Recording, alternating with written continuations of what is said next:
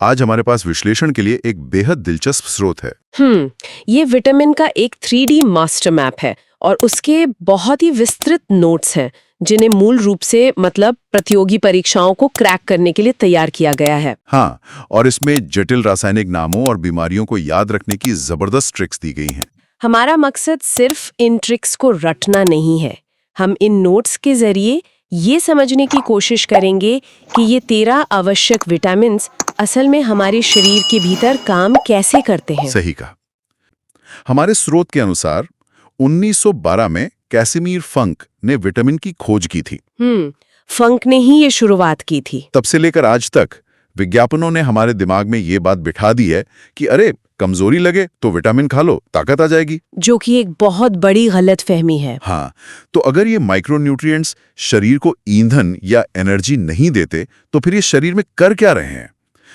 Vitamin का असली काम ऊर्जा देना नहीं है, बल्कि रोगों से रक्षा करना और शरीर के मेटाबॉलिज्म को नियंत्रित करना है। मेटाबॉलिज्म यानी वो प्रक्रिया जिससे खाना पचता है? हाँ, मेटाबॉलिज्म यानी वो पूरी रासायनिक प्रक्रिया जो हमारे खाए हुए भोजन को तोड़कर उसे ऊर्जा में बदलती है।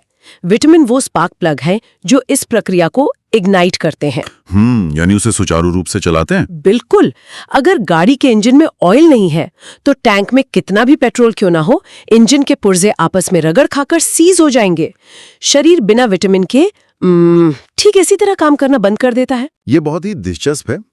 लेकिन अगर हम इस स्पार्क प्लग या इंजन ऑयल वाले तर्क को थोड़ा और गहराई से सोचें तो एक व्यवहारिक सवाल उठता है। कैसा सवाल? गाड़ी में तो हम एक बार ऑयल डाल देते हैं और वो महीनों तक चलता है, लेकिन क्या हमारा शरीर इन 13 विटामिनों को एक ही तरह से स्टोर करता है? नहीं, ऐसा बिल्कुल नहीं है।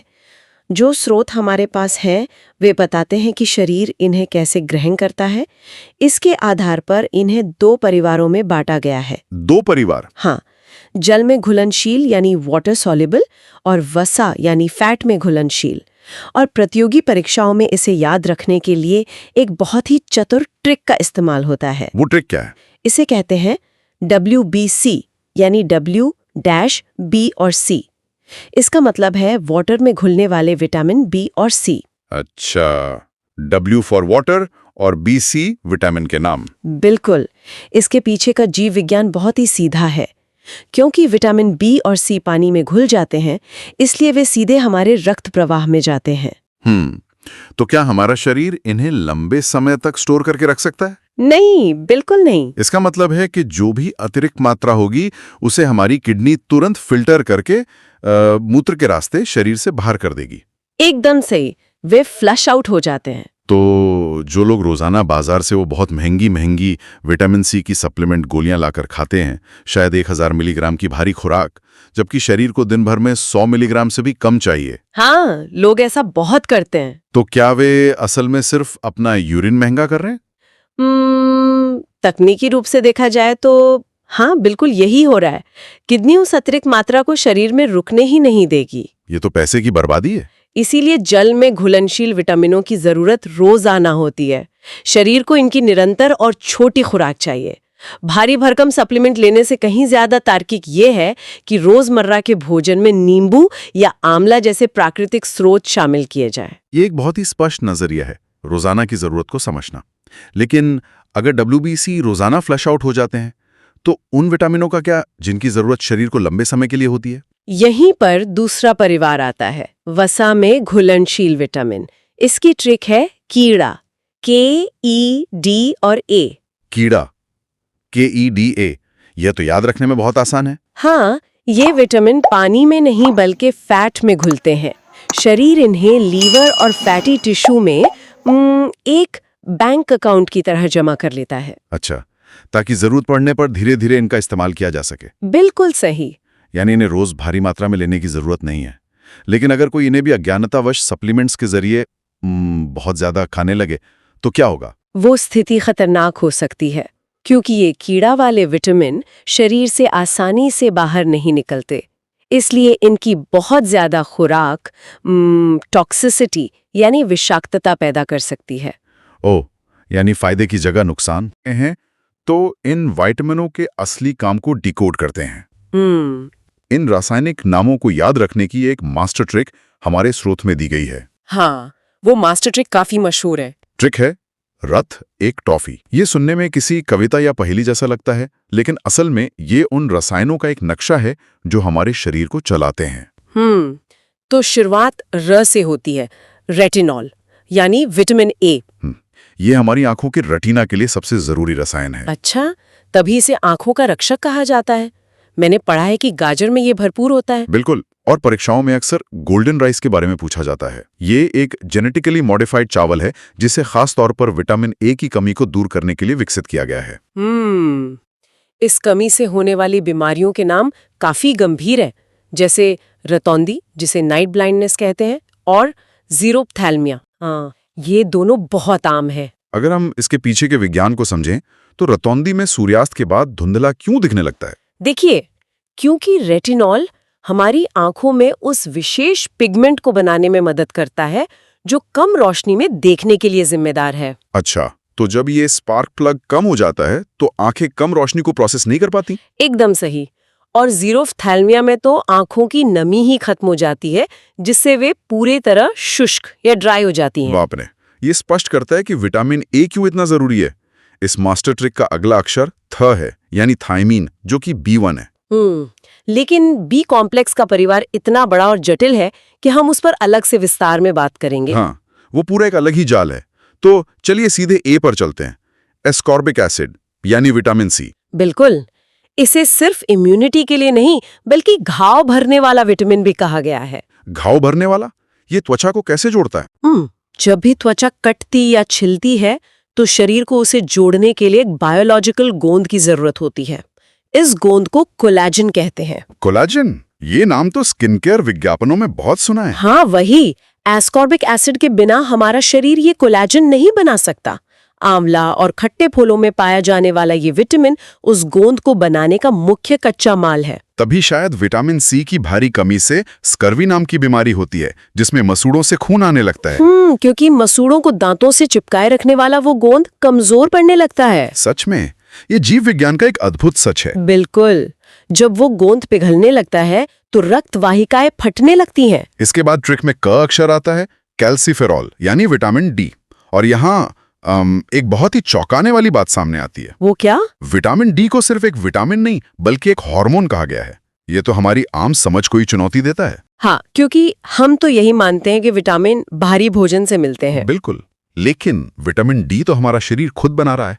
ये तो एक तरह से हमारे शरीर का अपना इन हाउस प्रोडक्शन प्लांट है। ये एक बहुत ही शानदार जैविक प्रक्रिया है। तकनीकी तौर पर ये एक प्रोहार्मोन है। ये काम कैसे करता है? जब सूरज की अल्ट्रावायलेट किरणें, जिन्हें यूवीबी कहते हैं, हमारी त्वचा पर पड़ती हैं, तो त्वचा के नीचे मौजूद कोलेस्ट्रॉल एक रासायनिक प्रक्रिया के जरिए कैल्सिफेरॉल में बदल जाता है। अरे वाह! और मजेदार बात यह है कि ये शरीर में सबसे तेज गति से बनने वाला विटामिन है। मतलब त्वचा, धूप और कोलेस्ट्रॉल मिलकर एक इन हाउस कारखाने की तरह काम कर रहे हैं। हाँ, लेकिन आज की आधुनिक जीवन शैली ने इस कारखाने पर ताला लगा दिया है। वो कैसे? देखिए, हम ज्यादातर समय वातानुकूलित कमरों में बिताते हैं। बिना धूप के ये हार्मोन बन नहीं पाता और इसके बिना शरीर कैल्शियम को सोख नहीं पाता। तो इसीलिए आजकल लोगों में हड्डियों की बीमारियां इतनी तेजी से बढ़ रही हैं। बिल्कुल। बच्चों में रिकेट्स होता है, जिसमें हड्डियां मुड़ जाती हैं, और वयस्कों में ऑस्टियोमैलेशिया होता है, जिसमें हड्डियां अंदर से नरम और खोखली होने लगती हैं। यानी बाहर धूप में निकलना सिर्फ एक अच्छी आदत नहीं, बल्कि हमारी हड्डियों के ढांचे के लिए एक अनिवार्य शर्त है। एकदम सही। चलिए अब ट अक्षर पर विचार करते हैं। टोकोफेरॉल यानी विटामिन ई, इसे सौंदर्य विटामिन कहा गया है। ब्यूटी विटामिन, हाँ, लेकिन इसका काम सिर्फ बाहरी चमक बढ़ाना नहीं है। तो ये अंदर क्या करता है? ये कोशिकाओं के स्तर पर काम करता है। ये एक बेहद शक्तिशाली एंटीऑक्सीडेंट है। आसान भाषा में समझें तो ये हमारे शरीर के सेल्स को जंग लगने से बचाता है। कोशिकाओं को जंग लगने से? ये तो बहुत जरूरी है। बिल्कुल। सोयाबीन और अंकुरित अनाज में पाए जाने वाले इस रसायन की कमी से महिलाओं में बांझपन, पुरुषों में नपुंसकता और उम्र से पहले बुढ़ापा आने जैसी स्थितियां पैदा होती हैं। यह तो बहुत ही गंभीर परिणाम है। हाँ। और अंत में फी से आता है। फिलोकिनोन, विटामिन के। हाँ, विटामिन के। अगर विटामिन सी का काम घाव को भरने के लिए गोंद बनाना था, तो क्या विटामिन के का काम बहते हुए खून को रोकना है? सही कहा। इसका मुख्य काम है रक्त का थक्का बनाना या ब्लड क्लॉटिंग। ये तो चोट लगने पर बहुत जरूरी होता है। अगर ये रसायन काम ना करे तो एक छोटी सी खरोच से भी इतना खून बह सकता है कि वो जानलेवा बन जाए। बाप रे। लेकिन जो बात इस विटामिन को सबसे खास बनाती है वो ये है कि टमाटर और हरी सब्जियों के अलावा ये हमारे शरीर के भीतर भी बनता है। हाँ, हमारी अपनी बड़ी आंत में। ये कैसे मुमकिन है? ये प्रकृति के सबसे सुंदर सहजीवन यानी सिम्बायोसिस का उदाहरण है। हमारी आंतों में मौजूद कुछ गुड बैक्टीरिया हमारे खाए हुए भोजन को प्रोसेस करते समय सह उत्पाद के रूप में विटामिन के बनाते हैं। अरे वाह, मतलब हम उन्हें रहने की जगह देते हैं और वे बदले में हमारे लिए ये जीवन रक्षक रसायन बनाते हैं। बिल्कुल। ये तो शरीर का एक अद्भुत रहस्य है। खैर, अब हम उस विटामिन परिवार की ओर बढ़ते हैं जो प्रतियोगी परीक्षाओं के लिए सबसे बड़ा सिरदर्द माना जाता है। हाँ, मैं समझ गई आप किसकी बात कर रहे हैं। B complex. लेकिन ये हमारे शरीर के लिए सबसे बड़ा मास्टर कंट्रोलर भी है। इसके लिए जो मास्टर ट्रिक है वो थोड़ी लंबी है। ट्रिक है थोड़ा न्यू पैंट पर बायोफस। इस ट्रिक के पीछे जो विज्ञान है वो सीधे तौर पर हमारे नर्वस सिस्टम और ऊर्जा उत्पादन से जुड़ा है ना? हाँ। विटामिन बी के ज्यादातर सदस्य कोएंजाइम की तरह काम करते हैं। मतलब वे कारखाने के उन मजदूरों की तरह हैं जो भोजन में से असल ऊर्जा को खींचकर बाहर निकालते हैं और कोशिकाओं तक पहुंचाते हैं। चलिए, ऊर्जा निकालने वाले इन मजदूरों के काम को समझते हैं। थोसेथाइमीन जो B1 है, जिसकी कमी से बेरी-बेरी रोग होता है जिसमें मांसपेशियों में खिंचाव आता है, और ड्रोना से राइबोफ्लेविन यानी B2 जिसकी कमी से किलोसिस होता है। अक्सर हम देखते हैं कि सर्दियों के अलावा भी कुछ लोगों के होंठों के किनारे हमेशा फटे रहते हैं या त्वचा फटती है। हाँ, ये B2 की कमी का सीधा संकेत है। ऐसा क्यों होता है? क्योंकि इन विटामिनों के बिना कोशिकाएं अपनी मरम्मत के लिए पर्याप्त ऊर्जा नहीं जुटा पाती। और ऊर्जा की इस कमी का सबसे भयानक रूप दिखता है न्यू में, निकोटिनामाइड या नियासिन, जिसे B3 कहते हैं। इसके बारे में बताया गया है कि B3 की कमी से पेलाग्रा नाम की बीमारी होती है जिसे 4D सिंड्रोम कहा जाता है। 4D? ये 4D क्या है? ये है डायरिया यानी दस्त, डिमेंशिया यानी मंद बुद्धि, डर्मेटाइटिस यानी त्वचा रोग और अंततः डेथ यानी मृत्यु। मौत। मतलब एक विटामिन की कमी से इंसान की मृत्यु भी हो सकती है। हाँ, ये प्रतियोगी परीक्षाओं का एक बहुत ही क्लासिक सवाल है, लेकिन इसके पीछे का कारण समझना बेहद जरूरी है। बिल्कुल, क्योंकि हम तो अक्सर यही मानते हैं कि विटामिन की कमी से बस थोड़ी बहुत कमजोरी आती होगी, है ना? लेकिन ये 4D सिंड्रोम तो पूरा शरीर ढह जाने जैसी स्थिति है। ऐसा क्यों होता है? याद कीजिए, हमने बी विटामिनों को मजदूर कहा था जो ऊर्जा निकालते हैं। हमारे शरीर में सबसे ज्यादा ऊर्जा किन अंगों को चाहिए? हमारे मस्तिष्क को और हमारे पाचन तंत्र को। बिल्कुल। जब B3 की भारी कमी होती है तो ऊर्जा का उत्पादन ठप हो जाता है। मस्तिष्क को ऊर्जा नहीं मिलती तो डिमेंशिया होता है। आंतों को ऊर्जा नहीं मिलती तो पाचन तंत्र काम करना बंद कर देता है, जिससे भयंकर डायरिया होता है। अरे बाप रे! ये सिर्फ एक बीमारी नहीं है, ये पूरे सिस्टम का शटडाउन है। ये व्याख्या उस इंजन ऑयल वाले उदाहरण को एकदम सही साबित करती है। इंजन ऑयल पूरी तरह खत्म हो जाए तो पुर्जे काम करना बंद कर देंगे। एकदम सही। इसी क्रम में पैंट से पेंटोथेनिक एसिड आता है जो B5 है, जिससे मंदबुद्धि और बाल सफेद होने की समस्या होती है। और पर से पायरिडॉक्सिन यानी B6 जो एनीमिया और त्वचा रोग से जुड़ा है। इसके बाद बायो से बायोटीन आता है यानी B7। बायोटिन, ये नाम भी बहुत सुना है। प्रतियोगी परीक्षाओं में इसे एक और नाम से पूछा जाता है, विटामिन H। आजकल बालों के झड़ने के लिए जितने भी महंगे उत्पाद बाजार में हैं, उनमें मुख्य रूप से बायोटिन ही होता है। अच्छा, तो ये विटामिन H है। हाँ, और इसकी भारी कमी से सिर्फ बाल ही नहीं गिरते, बल्कि लकवा और शरीर में भयंकर दर्द भी हो सकता है। ये तो बहुत खतरनाक है। और इस ट्रिक के आखिरी 2 अक्षर खून बनाने की प्रक्रिया से गहराई से जुड़े हैं, फ और सा। हाँ, फ से फॉलिक एसिड B9, जिसकी कमी से एनीमिया और पेचिस होती है, और सा से साइनोकोबालेमिन यानी B12। इस B12 के बारे में एक ऐसा तथ्य है जो इससे पूरे विटामिन परिवार में सबसे अलग बनाता है?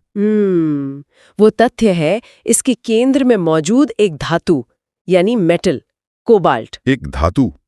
शरीर के एक विटामिन के अंदर एक धातु मौजूद है? जी हाँ, B12 एकमात्र ऐसा विटामिन है जिसके रासायनिक ढांचे के केंद्र में कोबाल्ट पाया जाता है।